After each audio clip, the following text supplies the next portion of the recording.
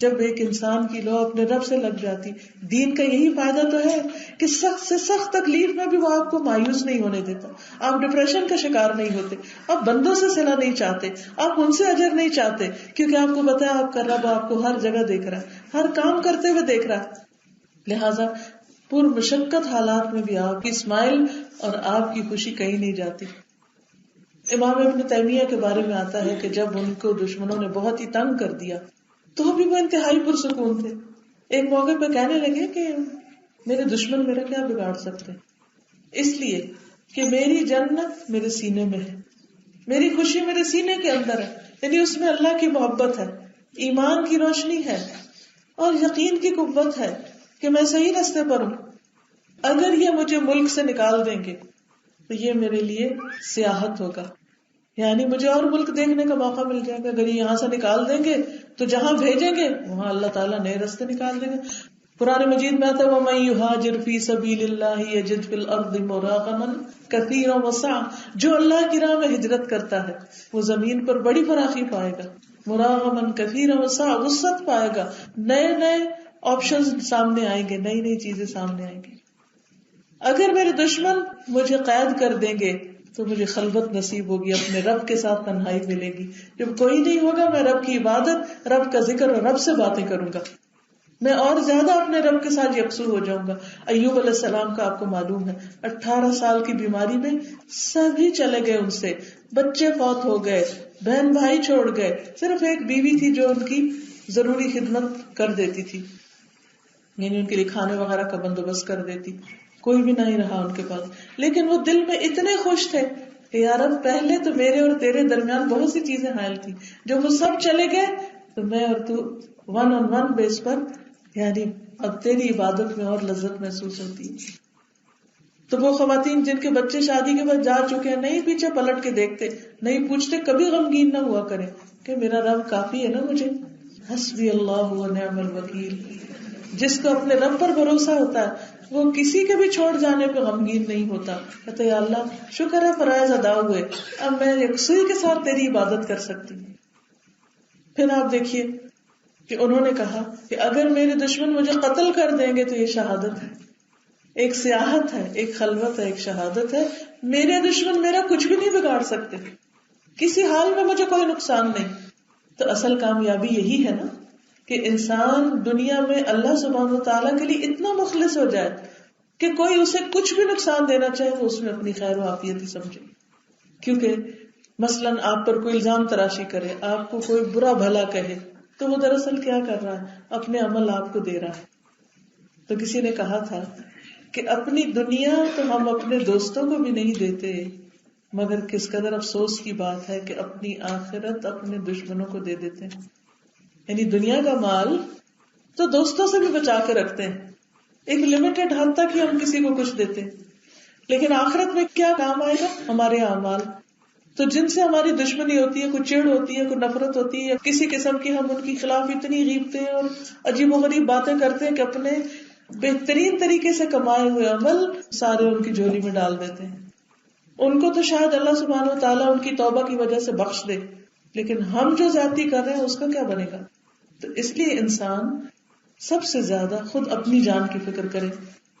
پھر اسی طرح آپ دیکھیے کہ آخرت کے آرام کی وجہ سے کبھی دنیا کا نقصان بھی کرنا پڑتا ہے، بے آرامی بھی ہوتی ہے اور کبھی کبھی نقصان بھی ہوتا ہے۔ رسول اللہ صلی اللہ علیہ وسلم نے فرمایا جس نے دنیا کی طلب کی اس نے اپنی آخرت کو نقصان پہنچایا، یعنی جس کی دنیا کی محبت اور چاہت بہت بڑی ہوئی ہے تو اس نے آخرت کا نقصان کیا، اور جس نے آخرت کا مطالبہ کیا اس نے اپنی دنیا کو نقصان دیا۔ بس تم باقی رہنے والی زندگی یعنی آخرت کی خاطر فنا ہونے والی دنیا کا نقصان کر لیا کرو۔ مثلاً آپ کوئی بزنس چلاتے اور اس کے دوران نماز کا وقت آ جاتا ہے اور آپ کو پتا ہے کہ اگر آپ نماز پڑھیں گے تو آپ کی آمدنی کچھ کم ہو جائے گی، یا جاب میں سے آپ کچھ ٹائم نماز کے لیے لیتے ہیں تو آپ کی ویجز کٹ جاتی ہیں۔ اب کچھ لوگ تو کہیں گے کوئی بات نہیں کٹ جاتی ہے، مگر اس ٹائم پر وقت پر پڑی ہوئی نماز کا آخرت میں جو اجر ہے وہ تو ہمیں مل جائے گا، یہاں سے کٹوتی ہوگی وہاں سے تو نہیں ہوگی۔ لیکن کچھ لوگ اتنے ناسمجھ ہوتے ہیں وہ آج کی نماز قربان کر دیں گے جسے کل فائدہ پہنچے گا، اور دنیا کی حقیر دولت کو بڑھا لیں گے جس کا کل کوئی فائدہ نہیں ہونے والا. چند پاؤنڈ مہینے میں اگر ہم نمازیں قضا کر کے بنا بھی رہے ہیں ایکسٹرا، کیا وہ دے کر قیامت کے دن نماز معاف کرا سکیں گے؟ ہرگز بھی نہیں. تو عقل مند کون ہے؟ جو اپنی آخرت کا نقصان نہ کرے. اپنی دنیا کا اگر کرنا پڑے تو کوئی بات نہیں، کر لے. ہر ایک کا ٹیسٹ ہوتا ہے نا، جس کا یہ ٹیسٹ ہو جائے کہ اس کی دنیا قربان ہو رہی ہے، اللہ تعالیٰ بس وہ ٹیسٹ ہی لیتے ہیں. ورنہ جو قسمت میں لکھا ہے وہ کسی اور راستے سے دے دیتے ہیں. کمی کہیں سے نہیں آتی. جو کھانا ہے وہ کھا کے ہی مریں گے، جو پہننا ہے وہ پہن کے ہی رہیں گے. تو اس لیے کبھی بھی انسان کو اس بات کا غم نہیں ہونا چاہیے کہ دین کی وجہ سے میری دنیا کچھ قربان ہو گئی یا اس کا کچھ نقصان ہو گیا. نقصان ہرگز نہیں ہوگا. لیکن اگر آپ نے آخرت کا نقصان کر لیا تو ہو سکتا ہے جو دنیا آپ نے حاصل کی اس کا بھی فائدہ نہ ہو، وہ بھی دوسروں کے پلے چلی جائے. کیونکہ بہت سی چیزیں جو ہم جمع کرتے رہتے ہیں، بناتے رہتے ہیں، کماتے رہتے ہیں، وہ استعمال کرنا بھی نصیب نہیں ہوتی. وہ مرنے کے بعد دوسرے فائدہ اٹھا رہے ہوتے.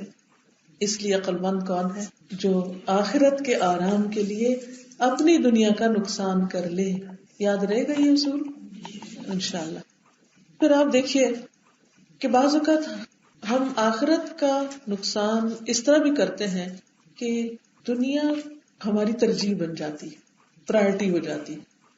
اچھا، ترجیح کس طرح بنتی ہے کہ ہم کہتے ہیں اچھا ذرا ابھی نماز پڑھتے ہیں، یہ بھی کر لیں، ذرا سا ابھی ابھی ابھی ابھی ابھی ابھی اور نماز بالکل آخری وقت پہ چلی گئی، اور جو ابھی ابھی کرتے ہوئے جو کرنے کا اصل کام تھا اس کے لیے اٹھے ہی نہیں.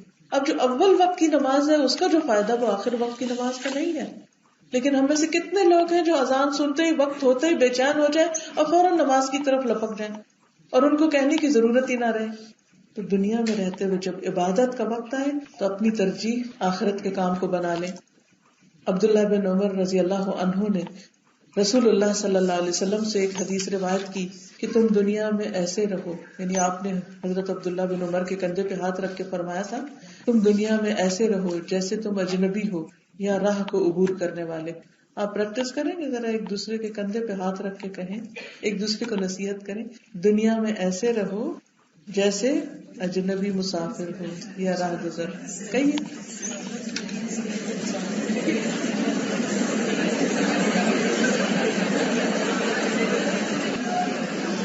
سب نے کہہ دیا. یہ کس نے کہا تھا؟ رسول اللہ صلی اللہ علیہ وسلم. کس کو کہا تھا؟ عبداللہ بن عمر کو. سوچئے عبداللہ بن عمر کی جگہ آپ کھڑے ہیں اور اللہ کے رسول صلی اللہ علیہ وسلم آپ سے کہہ رہے ہیں دنیا میں ایسے رہو جیسے اجنبی ہو. یہ میرا گھر نہیں ہے، یہ میرے لیے نہیں ہے، I'm a stranger here. یا ٹریولر کی طرح رہو. کیونکہ جو ٹریولنگ کر رہا ہوتا ہے وہ کم سے کم زیادہ راہ رکھتا ہے، وہ ایک لمٹ میں اپنا سامان رکھتا ہے، وہ ضرورت کی چیزیں رکھتا ہے. کبھی بھی آپ ٹریولنگ کریں تو ضرور سوچیں کہ کیا اس میں میرا گزارا ہو جاتا ہے. سمجھے کہ یہی اصل ہماری نیڈ ہے. جتنی ہمیں ٹریولنگ میں ہمارے ساتھ سامان ہے اصل نیڈ وہ ہے. لیکن آپ دیکھیے کہ ہم میں سے اکثریت کے گھر وارڈروب کھولے کیا سین نظر آتا ہے، اور جتنی بڑی وارڈروب ہوگی اتنا ہی سامان زیادہ. خود بھی نہیں پتا کہ کتنے کپڑے. ہم خواتین کی بہت زیادہ ویکنس. مرنے کے بعد کیا ہوگا؟ تھوڑی دیر سوچئے. وارڈروب کون خالی کرے گا؟ کون لے جائے گا؟ چیریٹی وہاں چلی جائے گی. وہ کس طرح یوز کریں گے؟ کاٹ چھانٹ کے، کوئی بڑا ہوگا کوئی چھوٹا ہوگا. وہ جس کا ایک حصہ بھی آپ ایک موتی بھی ٹوٹتا تھا تو آپ دوبارہ لگواتے تھے، وہ پتہ نہیں کس طرح رول رلا کے استعمال ہوگا. یہ عمل ہونے میں کتنے سال لگ جائیں گے؟ یعنی اس عمل میں کہ ہمارا کپڑا کوئی اور پہنے اور اس کو کس طرح خراب کرے، کاٹے چھانٹے یا ریسائیکل کر دے یا اٹھا کے پھینک ہی دے کباڑ خانے میں. لیکن اگر آپ اپنے ہاتھ سے اس کو دوسروں کو پہنا دیتے ہیں جن کے پاس نہیں ہے اور اپنے لیے ضرورت کا رکھ لیتے ہیں اس حدیث کے مطابق، تو بھی کام چل رہے گا. اگر آخرت کا امن چاہیے تو دنیا کے عیش و عشرت کے سامان کم کر دیں. ضروریات تو باقی رکھیں، عیش و عشرت کے سامان کم کر دیں. پھر مقصد پر نظر رکھیں. مقصد کیا ہے ہمارا؟ اللہ کی عبادت. اللہ تعالیٰ نے ہمیں دنیا میں کیوں بھیجا ہم سب کو پتا ہے نا. سب کو یہ آیت آتی ہے وما خلقت الجن والانس الا لیعبدون. میں نے جن و انس کو اپنی عبادت کے لیے پیدا کیا.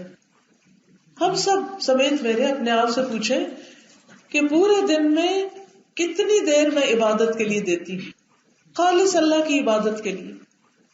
نماز, ذکر, قرآن کی تلاوت, نوافل, اس میں میرا کتنا ٹائم گزرتا ہے, اور دنیا کے کاموں کے لیے کتنا وقت ہوتا ہے میرے پاس. اور جب دنیا کا کوئی کام آ جائے تو نماز کا کیا بنتا ہے, کتنی چھوٹی کر دیتے ہیں. اور اگر کوئی بھی کام ہو اور ہر روز کوئی نہ کوئی ہوتا ہے تو ہم کہتے ہیں بس جلدی سے نماز پڑھ لو, جلدی سے. اگر کوئی آ جائے ہمارے گھر نماز کے وقت میں تو ہم کہتے ہیں ادھر بیٹھو میں 2 منٹ میں آئی. اللہ کے لیے 2 منٹ اور لوگوں کے لیے 2 گھنٹے. ہم پیدا ہوئے تھے کس کے لیے, اللہ کی عبادت کے لیے. اور وہ تو ہم نے بس سر سے اتارنے کی کہ بس جلدی سے میں رکھ کے آ جاؤں, حاضری لگواؤں, کہیں میری ایبسنٹ نہ لگ جائے.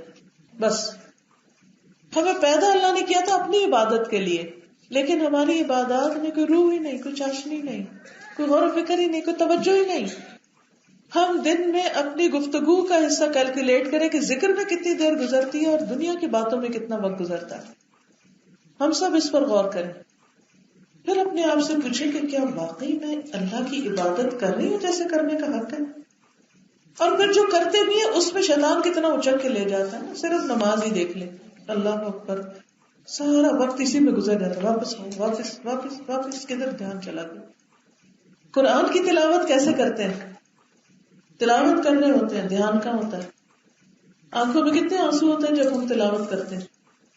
ہم کہتے ہیں بس وہ پورا کر لے سپارہ, کتنے صفحے رہ گئے, کتنے رہ گئے, ابھی کتنا باقی ہے, ٹائم کتنا ہے, اچھا چلو تھوڑا رکھ دیتی ہوں, پھر اٹھ کے پڑھتی ہوں, پھر وہی پڑا رہ گیا. ذکر کرتے وقت تسبیح پکڑ لیتے ہیں, دانے پھینکتے رہتے ہیں, اور سوچتے کہاں ہیں, بولتے کیا ہیں, اور کہتے ہیں دل میں پڑھ رہے ہیں, تسبیح پوری کر لیں, 10 تسبیح پڑھنی ہے اس کی. ہمارا دل کہاں ہے. عبادت تو دل کی محبت اور انتہائی عاجزی کے ساتھ اللہ سبحانہ و تعالیٰ کی خوشی کے لیے کام کرنے کو کہتے ہیں. چاہے تھوڑی تلاوت مگر دل تو لگائیں اس میں, چاہے مختصر نماز ہو دل لگائیں اس میں, چاہے تھوڑا ذکر ہو مگر دل لگائیں اس میں, پھر اس کو بڑھاتے چلے جائیں. اللہ تعالیٰ ہم سب کو حضوری دل اور شعور عطا کرے, احساس عطا کرے کہ ہم تھوڑا بھی کام کریں لیکن واقعی اللہ کی محبت میں کریں. پھر آپ اس میں دیکھیے کہ نیت کی خرابی, بعض اوقات اس لیے تسبیح پہ تسبیح پڑھتے ہیں لوگ ہم کو کہ بہت نیک آدمی. یہ کس قدر خطرناک بات ہے. قیامت کے دن اس عبادت کا بھی کوئی فائدہ نہیں جو لوگوں کو خوش کرنے کے لیے کی جا رہی ہے. لوگوں کو اعلان کرتے ہیں اتنے قرآن ختم ہو گئے, فلاں کام اتنی دفعہ ہو گیا, یہ وظیفہ 1.25 لاکھ کر دیا, یہ فلاں ایسا کر دیا. نہیں, ہم اللہ کی عبادت کے لیے پیدا ہوئے. ہمارا دھیان اس پہ رہنا چاہیے کہ ہماری عبادت کی کوالٹی کیا ہے, اس کی کوانٹٹی کیا ہے. دونوں ہی میٹر کرتے ہیں, دونوں پر توجہ رکھیے. اللہ سبحانہ و تعالیٰ سورۃ النور میں اہل ایمان کا ذکر کرتے ہوئے فرماتے ہیں رجال لا تلہیہم تجارۃ ولا بیع عن ذکر اللہ واقام الصلاۃ وایتاء الزکاۃ یخافون یوما تتقلب فیہ القلوب والابصار. وہ مرد جنہیں اللہ کے ذکر, نماز قائم کرنے, زکوٰۃ دینے سے نہ تجارت غافل کرتی ہے نہ خرید و فروخت, وہ اس دن سے ڈرتے رہتے ہیں جس میں دل اور آنکھیں الٹ جائیں گی, جس میں دل اور آنکھیں الٹ جائیں گی. تو اللہ کی عبادت کرنے والے کون ہیں؟ جنہیں تجارت اور جنہیں دنیا میں چلنا پھرنا کام کاج کس سے نہیں غافل کرتا, ذکر اللہ, اللہ کے ذکر سے, اقام الصلاۃ سے اور زکوٰۃ دینے سے. وہ یہ اپنے کام نہیں بھولتے, وہ رہتے دنیا میں ہیں, وہ کمائی بھی کرتے ہیں, وہ بزنس کرتے ہیں, خواتین گھر کے کام کاج کرتی, لیکن یہ 3 چیزیں نہیں بھولتی. تو ہم سب کو بھی اپنا جائزہ لیتے رہنا ہے. اور یہ کس لیے کرتے ہیں؟ اس دن کے ڈر سے, تتقلب فیہ القلوب والابصار. اسی طرح اللہ کے بندے اللہ کی محبت میں کھلاتے ہیں اور کہتے ہیں ہم تم سے نہ جزا چاہتے نہ شکریہ چاہتے, ہم تو تمہیں اس لیے کھلا رہے ہیں, ہم تو اس دن سے ڈرتے ہیں جو بڑا ہی سخت دن ہے, جس کی تکلیف ہر طرف چھائی ہوئی ہوگی, ہم اس دن کے ہول سے بچنے کے لیے، اس دن کے خوف سے بچنے کے لیے آج دنیا میں تکلیف اٹھا رہے ہیں، چاہے اپنی جیب سے کھلاتے ہیں یا پکا کے کھلاتے ہیں یا کچھ بھی کرتے ہیں، لیکن ہم احسان جتانے کے لیے نہیں. تو پیاری بہنوں، اگر ہمیں بھی کسی وقت کوئی کام کرنا پڑ جائے، گھر میں کھانا ہی پکانا پڑے، اپنے ہی بچوں کو کھلا رہے ہیں یا ہمسایوں کو یا کہیں بھی، تو اس میں احسان نہ جتائیں. کیونکہ بعض اوقات ہم تھک جاتے ہیں نا تو بچوں کے سامنے رونے بیٹھ جاتے ہیں کہ تم لوگ میری قدر نہیں کرتے ہو، میں نے اتنی جان ماری ہے، صبح سے میں لگی ہوئی ہوں اور تم ایسا کرتے ہو ویسا، اور گھر کی ساری فضا خراب. اب وہ بچے بیچارے بھی تو اسکولوں سے تھکے ہوئے آئے ہیں نا، کیا ہوا اگر انہوں نے ایک بات نہیں مانی؟ تو آپ کیا نمونہ پیش کر رہے ہیں جب اتنے غضبناک ہو رہے ہیں؟ جو ماں ہر وقت چیخے چلائے یا ہر روز ایک دفعہ گھر کا ماحول خراب کر دے، وہ بچوں کی نظر میں کیا رہے گی؟ ان بچوں کو ان کے اوپر کیا رحم آئے گا؟ وہ کیا دعائیں کریں گے؟ تو بعض اوقات ہم ایک دوسرے کو بلیم ہی کر رہے ہوتے ہیں، اس کا قصور، اس کا قصور، یہ نہیں دیکھتے ہماری غلطی کہاں ہے. پھر اسی طرح یہ ہے کہ آخرت پر نظر دنیا کو معمولی کر دیتی ہے. ایسا شخص جو آخرت پہ نظر رکھتا ہے، دنیا کے مسائل اس کے لیے بہت چھوٹے ہو جاتے ہیں.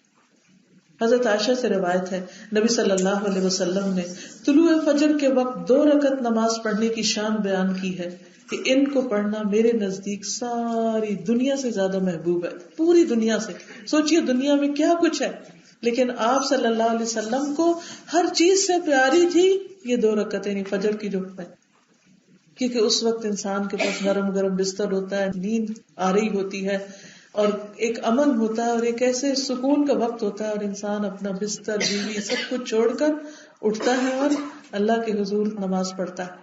وہ اس کے لیے زیادہ پیارا ہے. اسی لیے تو کہا نا اقبال نے کہ کس قدر گراں تم پر صبح کی بیداری، ہم سے کب پیار ہے نیند تمہیں پیاری. لیکن جس کو اللہ سے پیار ہوتا ہے وہ فجر کی نماز بڑے شوق اور محبت سے پڑھتا ہے، محبت کے ساتھ. دیکھیے ایک فجر ہوتی ہے، اٹھے آنکھیں بند کر کے وضو کیا، آنکھیں بند کر کے نماز پڑھی اور پھر آنکھیں بند کر کے سو گئے. کیا اگر آپ کی کوئی محبوب ہستی ہے تو آپ ایسے ہی ملیں گے اس کو آنکھیں بند کر کے؟ آنکھیں بند آ جائیں اندر بیٹھ جائیں ادھر، نہیں، آپ کی تو آنکھیں چمک اٹھیں گی. تو جس کو اللہ سے محبت ہے وہ فجر کی نماز شوق سے پڑھے گا، محبت سے پڑھے گا. یہ ٹیسٹ ہے ہمارے، اس وقت کیا محبوب ہے، اس وقت کس کی محبت میں اللہ کی محبت کو قربان کر دیا. تو یاد رکھیے وہی شروع جہاں سے ہم ہوئے تھے کہ جو آخرت چاہتا ہے وہ دنیا کا نقصان کرتا ہے. جس کے دل میں آخرت کی چاہت اور محبت ہے وہ دنیا کی چاہت کم کرتا ہے، آخرت اس کی پرائرٹی ہوتی. پھر نبی صلی اللہ علیہ وسلم نے فرمایا، اللہ کے راستے میں گزرنے والی ایک صبح اور شام دنیا اور جو کچھ دنیا میں سب سے بڑھ کے کہ انسان اللہ کے راستے میں نکلتا ہے، مثلاً اللہ کے دین کو سیکھنے کے لیے یا لوگوں کی خدمت کے لیے، جس میں صرف اور صرف اللہ کی رضا مقصود ہوتی، تو یہ دنیا اور جو کچھ دنیا کے اندر ہے سب چیزوں سے زیادہ بہتر ہے. نبی صلی اللہ علیہ وسلم نے فرمایا، جس نے رات کے وقت 10 آیتیں پڑھی، رات کے وقت 10 آیتیں پڑھی، اس کے لیے ایک قنطار لکھ لیا جاتا ہے، اور وہ قنطار دنیا و ما فیہا سے بہتر ہے. ہم میں سے کتنے لوگ ہیں جو رات کو بیٹھ کے قرآن کھولیں، تلاوت کریں اور اس کے بعد سوئیں؟ ہمارے گھروں میں تو یہ رواج ہی اٹھ گئے. فجر کے وقت پھر بھی کچھ لوگ پڑھ لیتے ہیں، رات کو پڑھنے کا پتہ ہی نہیں کہ رات کو بھی پڑھنا ہے. تو آج اگر ساری مجلس میں سے صرف یہ ایک بات عمل کی لے کے اٹھیں اور اس کی پابندی کریں کہ نیکسٹ ٹائم میں رات کو سونے سے پہلے کم سے کم 10 آیتوں کی تلاوت کروں گی. آپ یوں کر سکتے ہیں، اگر آپ کے پاس 2 مصحف ہیں، ایک صبح کا رکھ لیجئے، ایک شام کا رکھ لیجئے. ایک قرآن مجید صبح کا شروع کر لیجئے اور ایک شام کا شروع کر لیجئے، اور جو شام والا ہے اس میں 10 آیتوں میں مارک کر دیجئے. یہ منیمم ہے، اگر زیادہ ہو جائے تو اور زیادہ.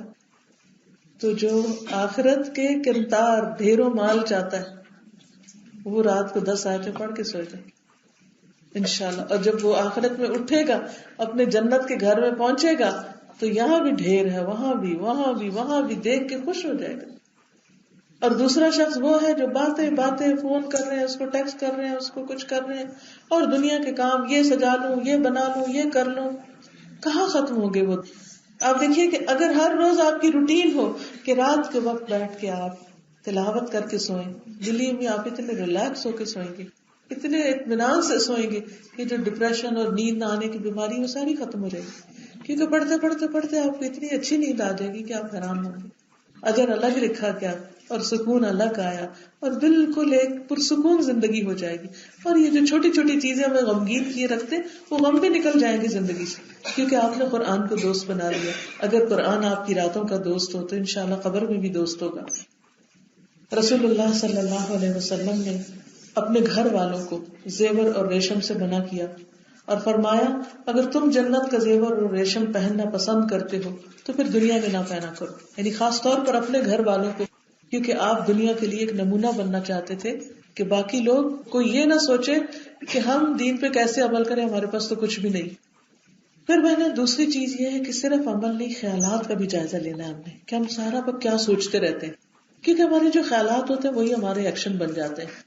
تو اپنے خیالات پر خود چیک رکھنا ہے, یہ کوئی اور نہیں آپ کے لیے کام کر سکتا, یہ کام خود ہی کرنا ہے. نفس کو رکاوٹ نہیں بننے دینا, شیطان کو راستے میں نہیں آنے دینا, کیونکہ شیطان حکم دیتا ہے الشیطان یعدکم الفقر ویأمرکم بالفحشاء واللہ یعدکم مغفرۃ منہ وفضلا واللہ واسع علیم. شیطان تمہیں فقر کا ڈراوا دیتا ہے اور تمہیں شرمناک بخل کا حکم دیتا ہے, اور اللہ تمہیں اپنی طرف سے بڑی بخشش اور فضل کا وعدہ دیتا ہے. ہوتا کیا ہے کہ جب ہم کچھ خرچ کرنے لگتے شیطان کہتا ہے تمہارے بچوں کا کیا بنے گا, فلاں کو تو دے رہے ہو تمہارا کیا بنے گا, یہ کام کیسے ہوگا, وہ کام کیسے ہوگا, ابھی تم سیونگ کرو, ابھی یہ بھی کرنا, ابھی یہ کرنا. اور پھر ہوتا کہ ایک گھر بنا لیتا ہے انسان, پھر دوسرا بنا تو تیسرا, اور اس طرح زندگی انہیں چکروں میں گزرتی جاتی ہے اور اللہ کی راہ میں دینے کے لیے کبھی بھی وقت نہیں آتا. ابو ذر رضی اللہ عنہ کہتے ہیں کہ میں رسول اللہ صلی اللہ علیہ وسلم کے ساتھ آپ کا ہاتھ پکڑے ہوئے تھا. آپ نے فرمایا ابو ذر اگر مجھے احد پہاڑ جتنا سونا چاندی مل جائے, احد پہاڑ دیکھے نا آپ نے, کئی میل کا پہاڑ ہے, تو میں اسے اللہ کے راستے میں خرچ کر دوں گا.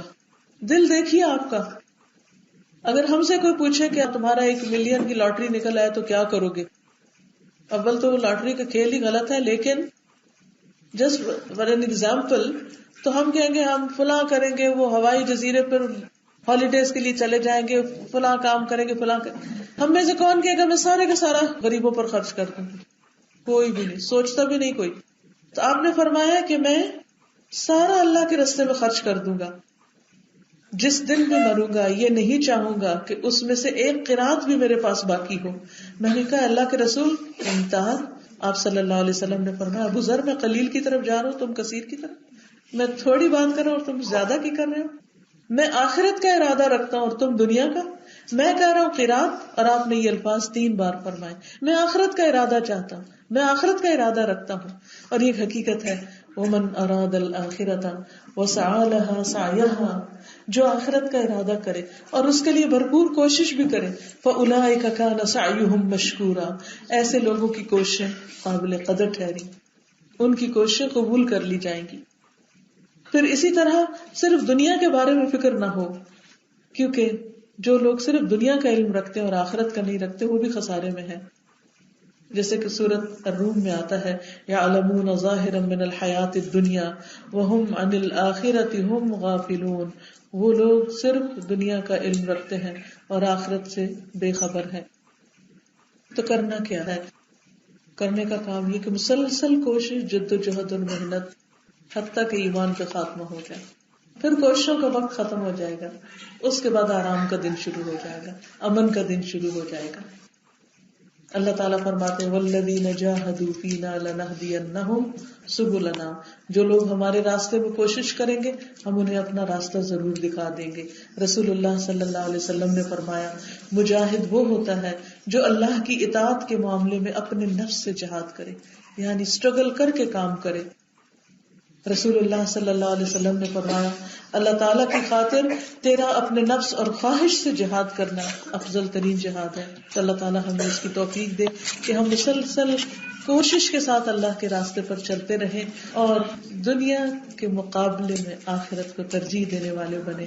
لیکن پھر آپ سے شروع کی بات دوبارہ دہراؤں گی, اس کے لیے شرط ہے علم حاصل کرنا اور اس پر عمل کرنا. یہ تو ہم سب کو معلوم ہے کہ بعض اوقات ہمیں اچھی اچھی باتیں پتہ چل جاتی ہیں لیکن ہم ان پہ عمل نہیں کرتے. مثلا ہم یہاں سے عہد دے کر بھی اٹھیں کہ ہم جا کر ذکر کریں گے, عبادت کریں گے, سب کچھ, باہر نکلیں گے تو خدا نہ خاصا گاڑی میں کچھ ہو گیا نا, سب ذکر بھول گیا, نماز لیٹ کر دی، جو سنا تھا وہ سارا اڑ گیا. ہوتا نا ایسے، خدا نہ خاصا بچے کو کچھ ہو گیا، بخار ہو گیا، گھر پہ چھوڑ کے آئے ہیں، واپس گئے، کھانا نہیں پکا تھا، شوہر کا موڈ آف ہو گیا اور اس نے چند باتیں کر دی اور آپ کو سارا لیکچر بھول گیا. اکثر ایسے ہوتا ہے نا کہ اچھی اچھی باتیں سن پڑھ کے ادھر نیت کر کے جاتے، اب تو ہم دنیا بدل دیں گے. اس کے بعد ایک حادثہ، ایک چھوٹا سا مسئلہ ہمیں سب کچھ بلوا دیتا ہے. اس کا کیا علاج کرے؟ ہونا چاہیے نا. اس کے لیے اپنے ساتھ کوئی نہ کوئی کتاب یا کوئی چیز رکھے جو آپ کو دوبارہ یاد دہانی کرائے کہ میں کیا سن کے آئی تھی اور میں نے کیا کرنا ہے. بہت سی کتابیں اس موضوع پہ میں نے پڑھی، لیکن جب میں نے یہ کتاب پڑھی تو اس کو میں نے اپنے حفظ جان بنا لیا، مشکلات کا مقابلہ. یہ خاص طور پر پاکستان سے جو میرے آنے کا پروگرام بنا تو میں سوچ رہی تھی کہ کون سی کتابیں وہاں بھیجنی چاہیے کہ جس کو میں انٹروڈیوس کروں، جس سے مجھے خود بھی فائدہ ہوا. مشکلات کا مقابلہ کیسے کریں، کیونکہ یہ جو مشکلات ہیں نا، یہ ہرڈلز، یہ ہمیں اللہ کے راستے سے ہٹا دیتی ہیں. کبھی ہم ناراض ہو جاتے ہیں، کبھی ہم پریشان ہو جاتے ہیں، کبھی ہم کچھ کرتے ہیں کبھی نہیں. تو باہر اسٹال سے آپ لے جائیں. اگر عمل میں سستی آنے لگے، کوئی پریشانی آپ کو لگے، میں نے اس کا پڑھنے کا طریقہ یہ رکھا ہوا تھا کہ ہر روز ایک چھوٹا سا چیپٹر جو 2-3 صفحوں کا، اور اس کو خوب اچھی طرح پڑھ کے اس میں جو لیسن ہے اس لیسن کو اپنے لیے بار بار یاد دہانی کرنا. مثال کے طور پر آپ دیکھیں کہ انہوں نے کیا کیا ہے، جو لیسن ہے اس کو اس شکل میں لکھا ہے کہ کیا کرنا ہے، کرنے کا کام، یہ جو نصیحت ہے، باقی پھر آگے اس کی تفصیل ہے. مثلاً یہاں لکھا ہے انہوں نے آزمائش کا سامنا کرنے کے قواعد اور طریقے، مختلف آزمائشوں سے نمٹنے کے 43 قسم کے قاعدے اور طریقے. کیونکہ عموماً یہ ہوتا ہے جب میں کسی درس پر جاتی ہوں تو لوگ بعد میں اپنی پریشانیوں کا ذکر کرتے ہیں. کوئی بچے کی وجہ سے پریشان ہے، کوئی شوہر کی وجہ سے، کوئی مال کی وجہ سے، کوئی بیماری کی وجہ سے، کوئی کسی اور وجہ سے. تو یہ آزمائشیں اور پریشانیاں رکاوٹیں ہیں اللہ کے راستے کی طرف بڑھنے کی، اور شیطان اس راستے سے داخل ہو جاتا ہے اور انسان کو حق بلا دیتا ہے، عمل نہیں کرنے دیتا. تو یہ راستہ صاف کرنا بڑا ضروری. تو اگر انشاءاللہ آپ کے پاس کتاب ہوگی تو اس کا فائدہ یہ ہوگا کہ آپ جب کوئی تکلیف آئے روز اس کو پڑھنا شروع کر دیں. ایک ایک چیز پڑھتے جائیں، اگلے دن پھر وہی پڑھیں. بے شک جب تک وہ چیپٹر سمجھ نہ آ جائے تو آگے نہ بڑھے. نو رش، کوئی جلدی نہیں. سال میں ختم کر لیں کتاب، یا ایک دفعہ میں ساری پڑھ لیں اور دوبارہ سے پھر تھوڑا تھوڑا آپ دوبارہ پڑھنا شروع کریں. انشاءاللہ اس میں حل بھی ہے اور اس موقع پہ کیا سوچنا ہے، اور بہت سے کوشچنز کے آنسرز بھی ہیں کہ مشکلات کیوں آتی ہیں اور اس موقع پہ کریں کیا ہم. ٹھیک ہے. کتاب کا نام ہے مشکلات کا مقابلہ کیسے کریں. عامر محمد عامر ہلالی عربی میں کتاب تھی جس کا اردو میں ترجمہ حافظ عبداللہ سلیم نے کیا. اچھا، آپ نے آج کیا سیکھا؟ کوئی ایک بات مجھے بتائیں کہ میں بھی تو ذرا تسلی سے جاؤں کہ کچھ کر کے آئیں.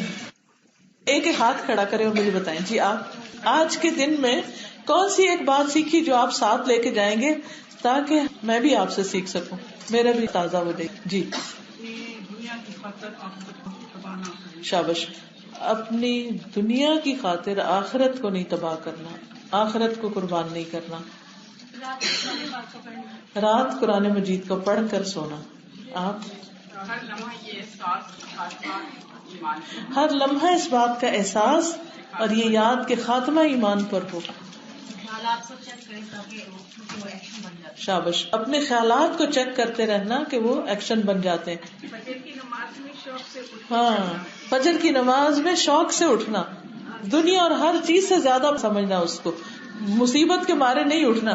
کیونکہ اب آزمائش آنے والی ہے، گرمی آ رہی ہے اور ٹائم روز پیچھے جا رہا ہے، رات چھوٹی ہو رہی ہے تو ٹیسٹ آ جاتا ہے نا. اور اللہ سے ایک دل سے دعا کرے، یا اللہ میری فجر کبھی قضا نہ ہو. انشاءاللہ آپ تجربہ کریں گے پورے سال میں ایک دفعہ بھی نہیں ہوگی انشاءاللہ. آپ بس اللہ سے مانگیں. جی، آپ ہر کام اللہ سبحانہ تعالیٰ کی رضا کے لیے کرنا اور اللہ سے ہر وقت ڈرتے رہنا، جو بھی قربان کرنا پڑے کرنا. جی، آپ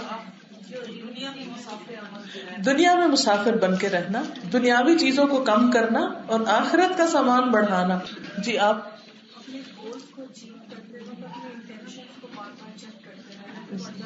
گولز اچیو کرتے وقت انٹینشنز کو بار بار اللہ کے لیے خالص کرنا، علم حاصل کرنا اور عمل کے لیے حاصل کرنا، اللہ کی خشیت کے لیے حاصل کرنا. غیر ضروری ان نیسیسری کاموں پر وقت خرچ کرنے کی بجائے اپنے عبادت کے ٹائم میں اضافہ کرنا. نوافل کی کثرت کریں، ذکر کو شعوری طور پر کریں، قرآن کی تلاوت شعوری طور پر کریں، قرآن پڑھتے وقت روئیں. جی، ہر حال میں اللہ کا شکر ادا کرنا، اپنی غلطیاں چیک کرنا. گڈ. دنیاوی خواہشات کو کم کرنا. وہ کہتی ہے میں اپنے کچن میں فریج کے اوپر نوٹ لگاؤں گی کہ میں دنیا میں اجنبی ہوں اور مسافر ہوں. انہوں نے کہا میں لگاؤں گی کہ اپنی نیکیاں دشمنوں کو نہیں دینی. الحمدللہ اللہ تعالیٰ ہمیں عمل کرنے والا بنائے. جی آپ فرمائیے. مومن کا کام کبھی بھی ختم نہیں ہوتا.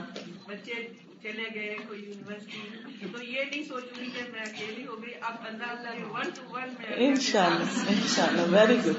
آپ بالکل قرآن کو پڑھ کے رونا تو تبھی آئے گا جب پڑھے گی. یس، اگر ابھی سمجھ کے پڑھنا نہیں آتا تو اس کو سمجھ کے پڑھنا شروع کر دیں. ٹھیک ہے، جو کلاسز آپ کے آس پاس اویلیبل ہیں ان سے فائدہ اٹھائیں.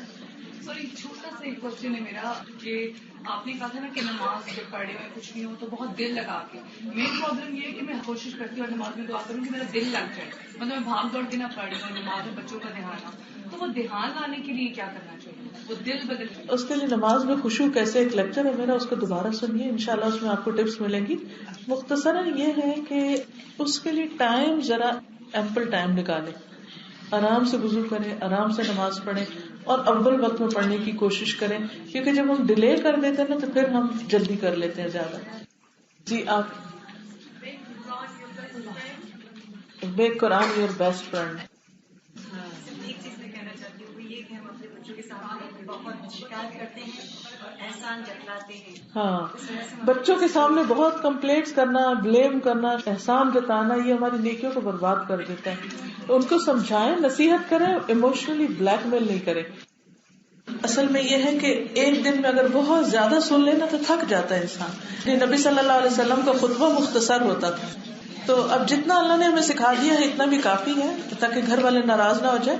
اور اگر آپ کا کوئی کانٹیکٹ ہوگا تو انشاءاللہ تعالی ہم آپ کو اطلاع کریں گے، ورنہ alhuda.pk.com جو ہے ویب سائٹ ہماری، اس پر جو بھی لیکچر پبلک لیکچر ہوگا وہ آپ کے سامنے آتا جائے گا. تو آپ ہماری ویب سائٹ پہ جاتے رہیں farhathashmi.com اور alhuda.pk.com. آپ اگر ڈیلی اس کو چیک کر لیں تو آپ کو پتا چل جائے گا نیکسٹ لیکچر کس مسجد کس ہال میں ہے. اور موسٹ ویلکم. لیکچر لائیو بھی آ رہا ہے، یہ جو مائک رکھا ہوا ہے لائیو بھی آ رہا ہے. farhathashmi.com پہ جائیں تو وہاں الہدا لائیو کے نام سے ایک خانہ ملے گا، وہاں کلک کریں تو گھر بیٹھ کے بھی سن سکیں گے. ٹھیک ہے انشاءاللہ.